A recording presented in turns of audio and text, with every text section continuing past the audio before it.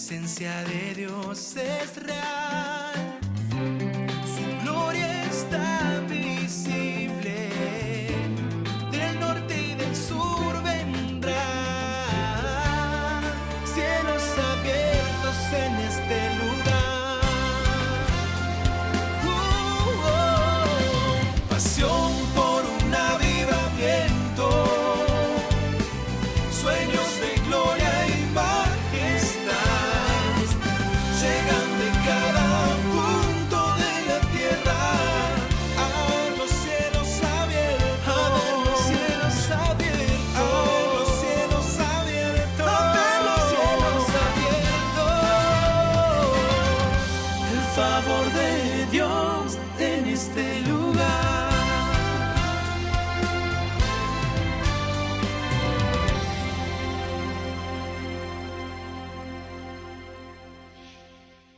En los primeros años del siglo pasado, un psicólogo ruso llamado Iván Pavlov hizo ciertos experimentos que le valieron el premio Nobel.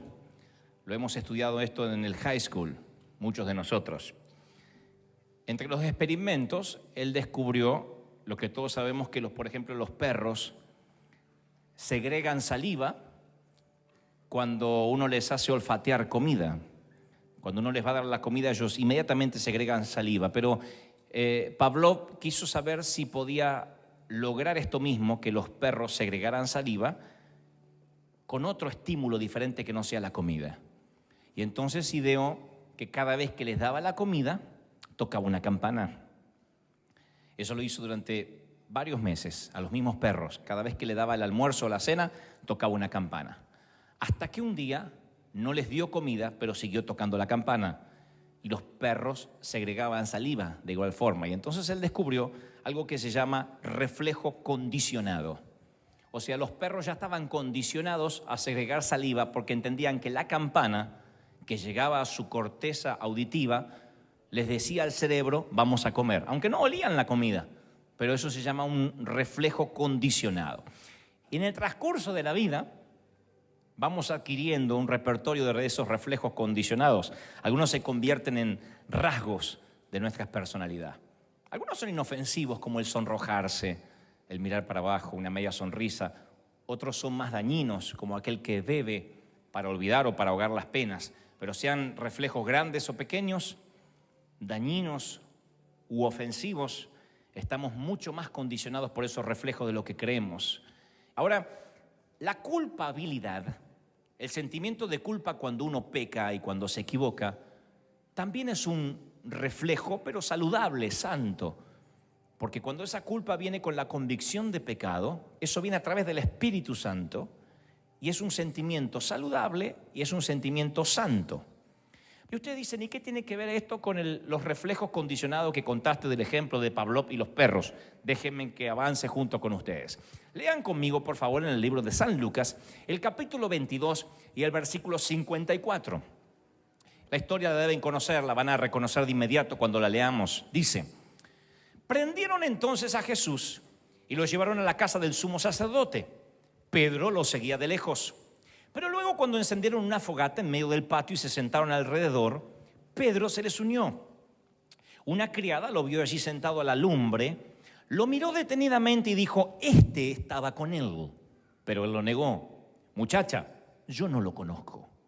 Poco después lo vio otro y afirmó, tú también eres uno de ellos. No, hombre, no lo soy, contestó Pedro. Como una hora más tarde otro lo acusó. Seguro que este estaba con él. Miren que es Galileo. Hombre, no sé de qué estás hablando, replicó Pedro. En el mismo momento en que dijo eso, cantó el gallo. El Señor se volvió y miró directamente a Pedro. Entonces Pedro se acordó de lo que el Señor le había dicho. Hoy mismo, antes que el gallo cante, me negarás 3 veces. Y saliendo de allí lloró amargamente. El canto del gallo se llama el mensaje de hoy. Porque yo he leído esta historia decenas de veces. Y me pregunto, respecto a lo que Pavlov descubrió, a lo que este científico ruso descubrió sobre los reflejos condicionados, me preguntaba esta mañana temprano, ¿Será que Pedro, luego de este incidente, sentiría algún remordimiento cada vez que oía cantar un gallo? Porque nosotros siempre tenemos un gallo que nos recuerda el error, un gallo que te recuerda una ciudad donde caíste en pecado, un hotel donde dejaste de ser puro, una película que te recuerda a aquel desengaño amoroso, un restaurante donde rompieron contigo, no lo sé, pero puede que haya un gallo, algo que te recuerde un fracaso en la vida. Hay de las personas que de hecho no pueden regresar a ciertas naciones, ciertos países donde pasaron su infancia, su juventud, porque todo les recuerda a tristeza, a momentos muy tristes. Damas que cuando niñas fueron abusadas en determinada ciudad, ya no pueden ni siquiera pensar en esa ciudad, porque inmediatamente, así como el olor a un medicamento me remite a mi infancia, a ellas simplemente el pensar en esa ciudad, en el nombre o en ver una fotografía del sitio, les remite a un gallo cantando: culpable, sucio, divorciado, nunca lo has de lograr. Por eso pensaba en los reflejos condicionados. Pablo fue uno de los escritores que escribió con mayor elocuencia acerca de la gracia, acerca de sentirse perdonado cuando el gallo canta. Por eso él decía: yo soy el mayor de los pecadores, y era el que con más elocuencia hablaba de la gracia. Pero a mí se me ocurre que tú no puedes alcanzar la altura de la gracia si no has pasado en algún momento por las profundidades de la culpabilidad. Mis queridos, nuestros hijos, cuando hablo de nuestros hijos, hablo de manera metafórica, hablo de la próxima generación, no tiene temor de Dios, no conoce al Señor, no han hablado el idioma espiritual en nuestros hogares, porque nunca han sabido de qué el Señor los redimió, de qué Dios los perdonó. Nunca han sentido culpa. Por consecuencia, no valoran la gracia de Dios, la pisotean. Alguien que puede pecar deliberadamente es porque no valora lo que el Señor le regaló, la salvación invaluable. Por eso se enfrían, dejan de congregarse, se congregan domingo de por medio. Y me doy cuenta que esa gente que durante la semana no tiene la picazón, la comezón de querer congregarse, es porque a lo mejor nunca navegó en las profundidades de la culpabilidad. Y como nunca conoció la culpa de haber estado ofendiendo a Dios, tampoco valora la gracia. Es como aquel hijo que da por sentado tener las consolas del momento, los plasmas más grandes, y piensa que papá todo lo ha de conseguir sin esfuerzo. Y un día se casa, tiene que emprender su propio vuelo y se da cuenta que las cosas no eran regaladas. Y entonces empieza a valorar todo aquello que él dio por sentado. Las personas que dan por sentada la gracia es personas que no han concebido de qué fueron perdonadas. No les ha caído la moneda, como dicen en algunos países, de qué se han salvado. Decía un predicador que actualmente está en la presencia del Señor, recordaba la frase y finalmente la encontré en internet porque él solía decirlo periódicamente. Él decía: cuando un hombre se va haciendo mejor, va comprendiendo cada vez más la maldad que aún queda dentro de él. Cuando un hombre se va haciendo peor, comprende cada vez menos su propia maldad. Cuando uno más espiritual se va haciendo, más se da cuenta cuánto necesita la gracia de Dios. Cuando uno se va haciendo más carnal, va perdiendo cada vez más el temor de Dios y se olvida de que tiene mal carácter, se olvida de que tiene un corazón adúltero, se olvida, para él es normal caer en la pornografía, levantarse, caer otra vez, se le cauteriza la mente, empieza a ser inconsciente de su propia maldad. Estoy siendo claro. Sin embargo, cuando más espirituales somos, es cuando más cosas vemos que tenemos que corregir. Por lo menos a mí me ha pasado eso a lo largo de los años. Cuanto más me pongo a orar, más manchas el Señor me muestra y me dice: tienes que mejorar esto, tienes que quitar celos, tienes que limpiarte de envidias, tienes que quitar egoísmo. Había cosas que yo no sabía que estaban en mí hasta que empecé a tener una vida de constante oración. Los creyentes, por lo general, los cristianos, sabemos actuar como cristianos, pero no reaccionamos como cristianos. Actuar no es lo mismo que reaccionar. Actuar, todos actuamos, todos tenemos algo de actores, pero no es cómo actuamos lo que revela nuestro corazón, sino cómo reaccionamos ante cualquier eventualidad. El Señor dice: oren por quienes los persigan. amen a sus enemigos, bendigan a quienes los maldicen. Si alguien los obliga a caminar 1 milla, vayan 2 con él. Si alguien los abofetea en la mejilla derecha, denle en la otra mejilla también para que haga juego el color colorado con el otro color. Respóndame honestamente. ¿Qué sientes? ¿Cuál es la reacción natural si alguien te abofetea? ¿Cuál es la reacción natural? Estás caminando entras a la iglesia y viene una hermana y dice, yo no me quería sentar acá, y te hace ¡paf! Tu reacción natural es, acá, hermana, que me combine. No.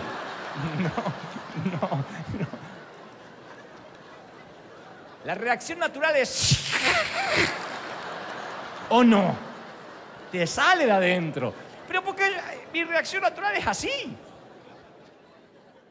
¿Qué pasa cuando tu hijo, tu niño amado, sin querer, no te ve y ¡frum! Te pasa con la bicicleta por arriba de los dedos cuando estás en chanclas? ¡Ay, hijo! ¡El otro pie! ¡El otro! Eso es actuar. Uno reacciona así. Uno reacciona inmediatamente mal.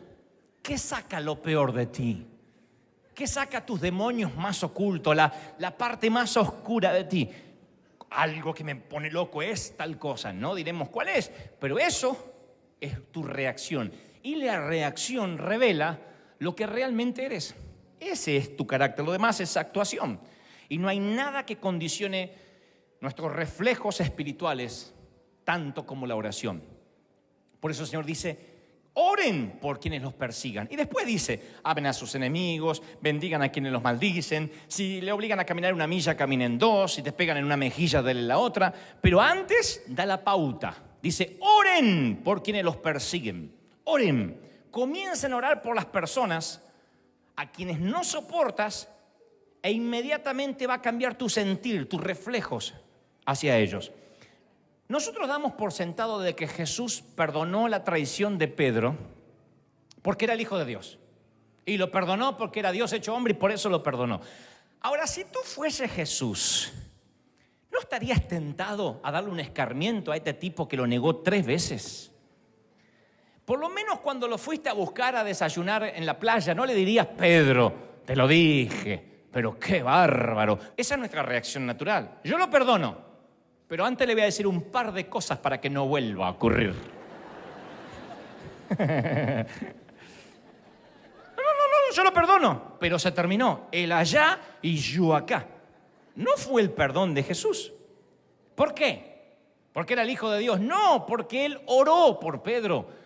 Pedro, Simón, mira que el diablo me ha pedido para zarandearlos como a trigo, pero yo he orado por ti, Pedro, he orado por ti para que tu fe no te falte.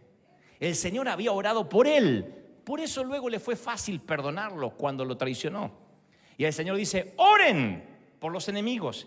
Tú necesitas orar por tu ex esposo, tú necesitas orar por tu suegra, o mucho por tu suegra, pero necesitas orar por ese jefe, necesitas orar por ese compañero de trabajo. Necesitas, si quieres causar un impacto a alguien, ámalo cuando menos lo espere y cuando menos se lo merezca. ¿No es acaso eso la gracia? ¿Quieres causar un impacto que jamás lo olvide? Ámalo cuando menos se lo espera y cuando menos lo merezca. Pero ¿cómo reaccionas cuando tus hijos se portan mal? Tenemos tendencia a reaccionar. Y luego tu niño te dice, mamá, perdóname, no quería romper el plato. Y tu reacción realmente fue sobre medida. Tú dices, ¿qué me está pasando? Porque pegaste un grito, un alarido por un plato que se rompió, por un piso que se volverá a limpiar. Y cuando tú lo ves con pijama al niño durmiendo y tú perdiste los estribos y la paciencia, algo tiene que venir a tu corazón y a tu mente de reconsiderar cuáles son los reflejos instintivos que están manejando tu carácter. ¿Qué hace que reacciones mal? Fuera de toda broma, cuando vas por el freeway y alguien te cierra, o alguien no se adelanta, o alguien hace una tontería contra las leyes de tránsito, sale lo peor de ti, te transformas en Hulk, tocas la bocina y dices ¡ah! Y atrás el cartelito, soy de Favor Day, cielos abiertos.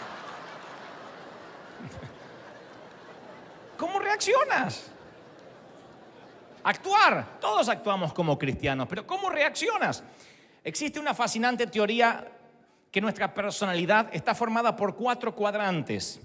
El cuadrante abierto Es el que contiene esas cosas que tú sabes de ti mismo y que los demás también saben de ti. Es tu personalidad pública. Todos tenemos un cuadrante abierto. Es lo que yo sé de mí y tú sabes de mí también, porque está en la lista. Después está el cuadrante ciego. Contiene esas cosas que los demás saben de ti, pero que tú no conoces. Que los demás ven, pero que tú no ves.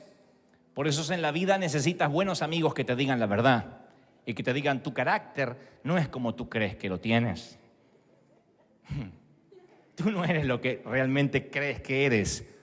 Tienes que explorar tu cuadrante ciego. Luego está el cuadrante oculto, que contiene esas cosas que tú sabes de ti mismo, pero que los demás no conocen. Ahí es donde escondemos lo que somos. Esa es tu realidad, el cuadrante oculto. Los que los demás no sabemos, pero tú sí que sabes. La miseria, tu carácter, lo que te explota, eso que nadie vio.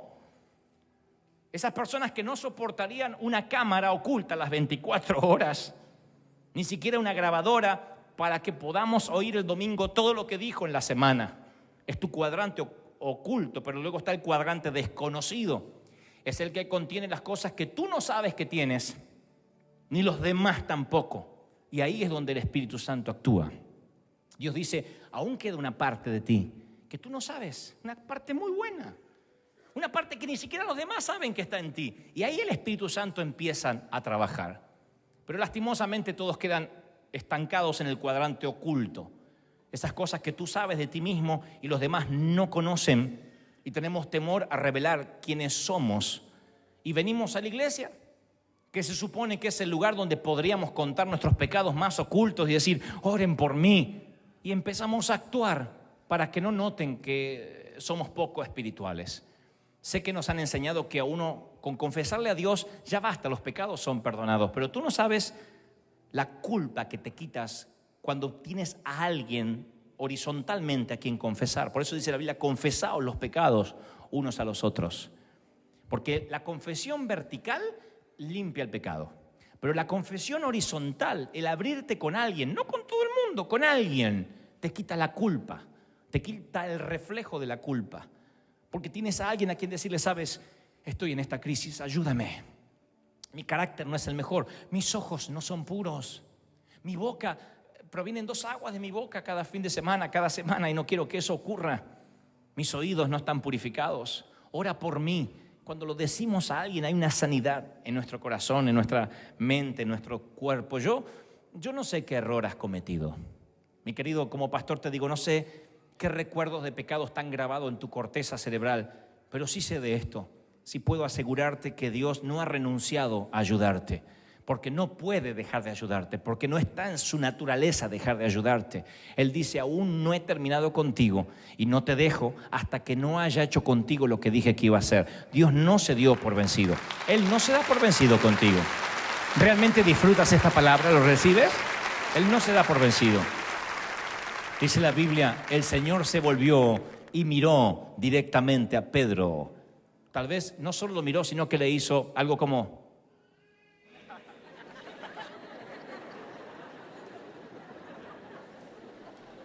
Es como si entraran delincuentes a la casa de alguien y le digan, ¿quién es su esposa? Y tu esposa está por decir yo y tú le dices, soy soltero.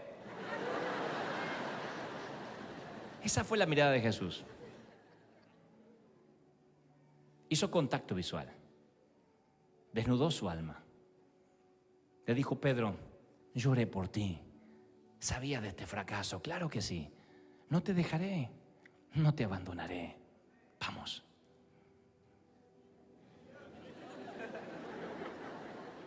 Señor, quiero renunciar. Ay, Señor, no quiero venir más a la iglesia.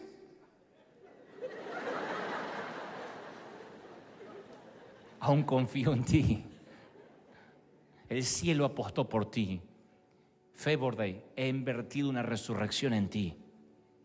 No te entregues, no bajes los brazos. Yo estoy contigo. ¡Aleluya! ¡Aleluya! El Señor borró las evidencias en contra de Pedro. Poquito antes, un un par de horas antes de este incidente, el sumo sacerdote con un montón de religiosos vienen a prender a Jesús. Y no lo critiquen a Pedro, porque ahora lo estará traicionando, pero hace una hora fue el único que sacó una espada para defender a Jesús.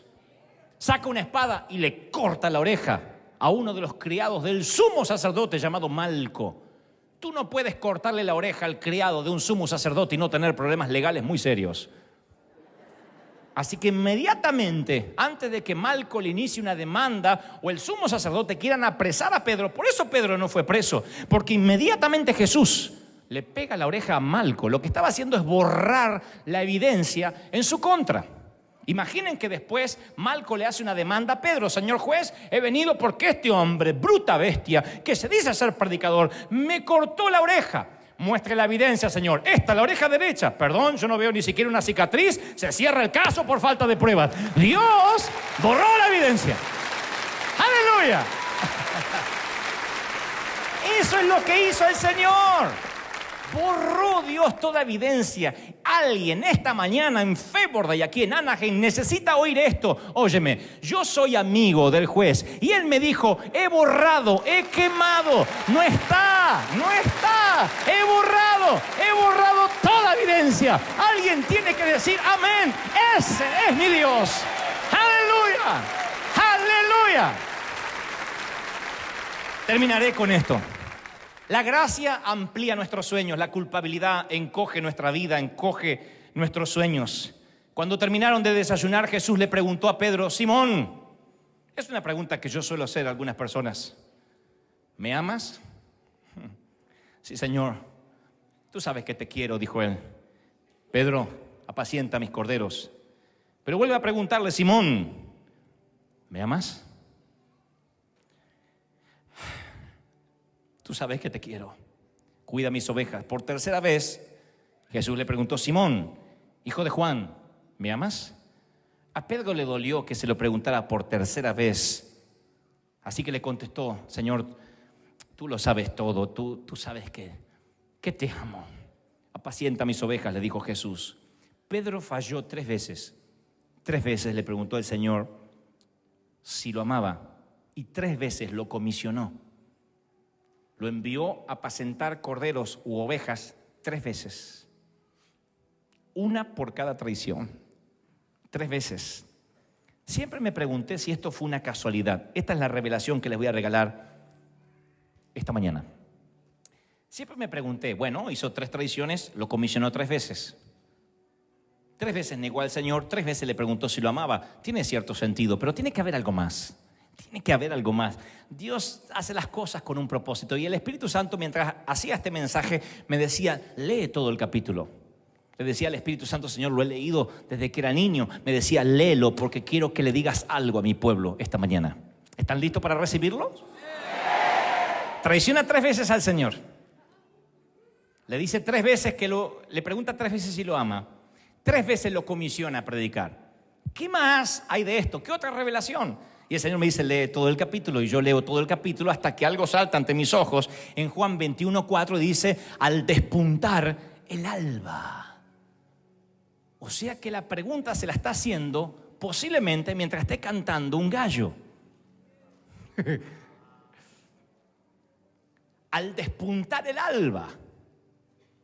El Señor no quiere que el canto del gallo sea una tortura el resto de la vida de Pedro. Así que ahora va a cambiar el reflejo instintivo de él. Y mientras se escucha de fondo, ¿me amas? Por supuesto que te quiero. ¿Me amas? Apacientas mis corderos. Y el canto del gallo, que pudo haber sido una tortura, ahora es un recuerdo de su comisionamiento. Cada mañana que Pedro se levante, estando en Roma, en Grecia, en Italia, en España, donde Dios lo envíe. Cada mañana que esté durmiendo, cansado y agotado de servir a Dios, cada vez que escuche, ya no se acordará que lo traicionó. Solo vendrán a su mente la última vez que escuchó cantar un gallo. Fue cuando el Señor le dijo, apacienta mis corderos. Sobre esta piedra edificaré mi iglesia. Dios cambió el paradigma. ¡Aleluya! ¡Oh, disfruto esto! ¡Aleluya! ¡Santo! Ese es el regalo que Dios quiere darles hoy. ¿Quieren cambiar su paradigma? ¿Quieren cambiar sus reflejos? ¿Quieren tener buenos recuerdos de cuando Dios te habló? Olvídate el pasado, no hay evidencia en tu contra. ¿De qué pecado me estás hablando? Dice el Señor. Si yo ya te limpié, te perdoné. Cuando pasaste por las puertas de aquí esta mañana, desde que dispusiste tu corazón a entender, yo ya te perdoné, yo ya te limpié. Todas las cosas son hechas nuevas. Póngase de pie rápido.